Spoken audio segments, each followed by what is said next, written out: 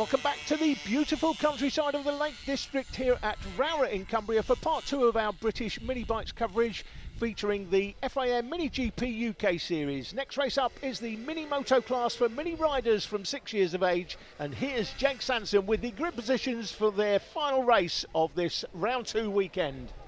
And it's getting a little bit cloudier as well, which means that the conditions will be slightly cooler for our Minimoto rookies. Tommy Williams and Emilio Pereira back on the front row again from Saxelby and Stiles, Dilks and Carter, Freddie Taylor, Jerry Adasic, James Dermott and Henry Cooper rounding out the top 10. And then we've got Charlie Bunn and Oscar Rowland hoping to do battle as they continue their exploratory racing around Rowrah. Wait for the lights. We're racing at Rowrah, and it's a cracking start from the front, no problems at all. But look who's charging forward. Brilliant start on the 57 bike. Saxelby bags himself the lead.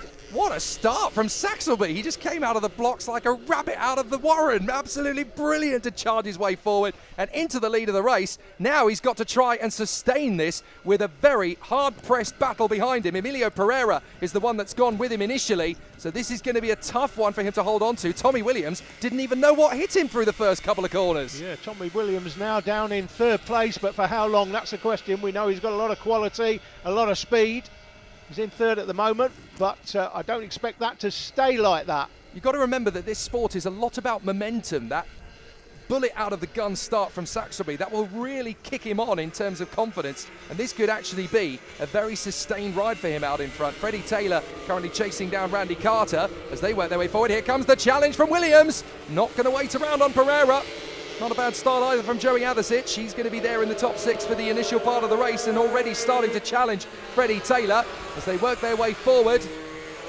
Dilks there in, it's P5, isn't it? Yeah, the transponder's not working for the man in 3rd place or the man in second place. Well, so now, 2nd and 3rd, the transponder's not working. So now they're working, so yeah. Now they've come back in, so a little bit of a head scratcher, and it makes things very tough for us to follow, but we've got it sorted now. Saxelby, Pereira, Williams, then Stiles, Dilks and Carter, and a brilliant charge forward from these two now to challenge Reed Saxelby. No pressure, Reed, but you've got the two men who dominated in the Minimoto Rookies Race 2 earlier on, now charging up behind you. But Williams and Pereira could end up spending too much time battling with each other to even have a go at Saxelby. He may get away here. Yeah, Saxelby was 2nd in race 1, the sprint race on the Saturday, but he's been closed here. He was 3rd earlier on in the earlier race 2. Well, that was a beautiful move. I think that was Freddie Taylor getting around the outside of Randy Carter in Sunny Bend. That's a brave overtake. The lead is tightening up again, and Saxelby doing everything he can to sustain Pereira and Williams. Williams tries again on Pereira. Pereira getting closer to Saxelby.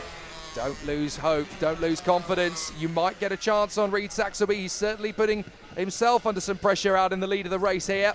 Tommy Williams still hustling Pereira. They come off Iredale's down Lakeside. And again, Saxelby's got good confidence off the turns. That's where he's actually gaining a lot of this momentum back. He seems to be really strong on acceleration, so he's able to open up that gap a little bit. But in this midsection, when there's changes in camber and elevation, it becomes a little bit more even between the three, and it's the mistakes that are going to get punished now here. Tommy Williams going to try and make his bid on Pereira. Not going to happen. Pereira's going to try and make the move on Saxelby before that even happens. Here comes Williams challenging Pereira on the inside. Not going to happen. Oh my goodness, it's so close between these three. Williams tries again on Pereira down the straight. This is going to be the moment for Williams, and he's through. 2nd position into turn 1. Lovely. And sets the fastest lap in the process, 1:02.049, and there's something like 0.005 of a second quicker on that lap than the race leader. But the race leader is the race leader, and he's got track position over the fastest man on the track at the moment. Yeah, at the moment it's going to be tough because Williams and Pereira are absolutely charging after him. Down Lakeside, up towards Stewart again, and Saxelby just keeping it nice and tidy for the moment. Pereira having a think about it. Where can I go for Tommy? Where can I get this move again? Through the right, through the left, and this looks like Tommy Williams really starting to take on Saxelby. Can he try a similar trick to what he pulled on Pereira? He's not going to need to! Swings in out of St John's, finishes the move at Sunny. Beautiful overtake from Tommy Williams. That is lovely jubbly. Brilliant move from the young lad from Surrey. And so Tommy Williams hits the front once again. Now, what can Emilio Pereira do to try and make the same move on Saxelby, and how far ahead can Williams pull on Saxelby before that move comes? Because Tommy Williams, now that he's in the lead, needs to disappear. He needs to give Emilio Pereira no chance at all to attack him if he gets the move on Saxelby. These two battling, Emilio Pereira there pictured from Middlesbrough, these two battling will allow the race leader, Tommy Williams, to get away, and he is getting away, Jake, as they come down past Lakeside one more time. Up towards St John's, looking for a decent breaking point through Stewart, in through the right. So I tell you what, Pereira looks hungry, doesn't he? All over the back wheel of Reed Saxelby's bike. Up towards St John's, in through the right he'll go.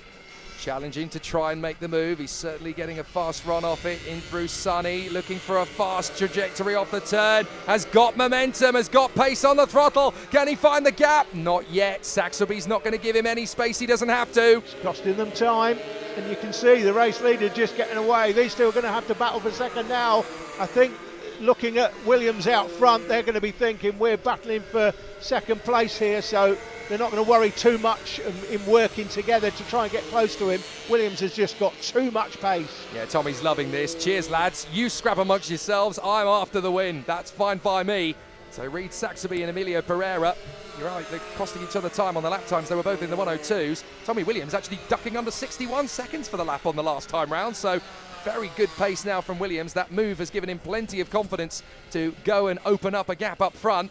Finley Starr's not doing a bad job either. He's actually starting to gain on these two a little bit as well. So if they hold each other up enough, Finley Starr's could actually steal a trophy here. Yeah, Styles is a couple of tenths quicker than these two, and here comes the battle for second up the inside, and Pereira takes Saxelby, and that's pretty much now as you were in the first race. Certainly is, but Pereira gets the job done, and that was not an easy move to finish off at Sunny. You've got to know that that move is on, and then have the patience and discipline in yourself to commit to the finish of the move.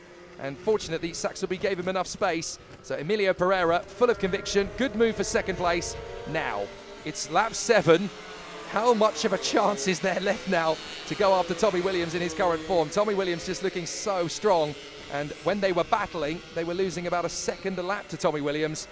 At the moment, the gap is 2.5, and that's quite a sizable gap. It's almost half the length of the back straight, so this could be tricky for Pereira to respond. Tommy Williams just needs to focus on what he does best. Yeah, I said the first race before, I meant the last race in the last programme. Been 3 races over the weekend. This man won the sprint race on the Saturday, and then he won the first of the races we're covering. You may have seen that in the earlier programme 1. Look at this, by the way. This is the battle between, that's Finley Styles. Finley Styles has caught up the back of Reed Saxelby, and Saxelby now under severe pressure. Styles all of a sudden is looking at a podium here. I thought that was the battle between Dilks and Carter. It's not. That's actually Finley Styles. He's eaten up the road to Reed Saxelby. Amazing. Yeah, incredible. We did say that these two battling would allow potentially Styles, who was a couple of tenths quicker than the two in front of him, to catch up, and he's in fact done exactly that. Well, Finley Styles has got nothing to lose at this phase of the race. We go a little bit further through, and he's actually made the move, so he's got into 3rd position. This is further back for 8th position. Henry Cooper trying to hold on in front of James Dermott and Charlie Bunn, and that's a lovely move from the race leader. Williams just working his way up the inside of Dermott. Now going to take on Cooper. Cooper sees him there, not going to cause him any headaches. Thanks, Tommy. You go. Yeah, so it's how you deal with the traffic when you're the race leader, particularly. In fact, when you're in any position, if you're in any battle and you come across a back marker, it's how you deal with them that can determine the outcome of the race. And that was a good performance there by Tommy Williams. Just made his way past, didn't take any unnecessary risks. And now he's got these two between himself and the man in second. And this may be the road to MotoGP, but of course, dealing with traffic as we go into the last lap, dealing with traffic is actually something that could come in handy later on, especially if they start racing in the Endurance World Championship. We've seen plenty of great races in the past. The 24 Hours of Le Mans for bikes, a very important race in the motorcycle calendar. So being able to deal with traffic is quite an important tool to have in your arsenal. There is Tommy Williams into the last lap, having a wonderful ride of it. Emilio Pereira and Finley Styles trying to work their way through the traffic that Tommy Williams has only recently dealt with. This is Tommy's weekend, isn't it? He's just had such a superb ride in the last 2 races. And this is where Tommy Williams has just made Rowrah his own little playground. It's been a fantastic ride from him all the way through. He's never really looked out of sorts at any point. So this is definitely coming to him. As far as Cumbria is concerned, Tommy Williams is the king. Austin Dilks set his fastest lap on the last tour. He's down there in 5th place. We saw a quick image of him on screen, but nothing more than that. He's had a pretty lonely battle, as has indeed in the end Tommy Williams, who wins comfortably from Emilio Pereira there in 2nd place. It's going to be, he's from Middlesbrough, the man from Alloa in Scotland is Finlay Stiles. He comes through there in 3rd place. Superb ride from Finlay Stiles under massive pressure. Reid Saxelby coming home in 4th place. He can be happy with the way he's performed today. There's Charlie Bunn, the young man from Southam in Warwickshire, just rounding out the top 10 there as he finishes his battle. So Tommy Williams holds off Emilio Pereira, having to fight his way through to the lead in the end. Finlay Stiles behind Emilio Pereira, claiming the 3rd spot on the podium. Not bad effort today from Reid Saxelby. He'll want more next time. Austin Dilks in 5th from Joey Atherzic, and then Freddie Taylor, Henry Cooper, James Dermott and Charlie Bunn. Reid Saxelby may have just missed out on the win in race 3, but leaving Rowrah, he has the championship lead by 1 point over Emilio Pereira. This has been a solid weekend for Tommy Williams though. He now climbs ahead of Finlay Stiles. More to come.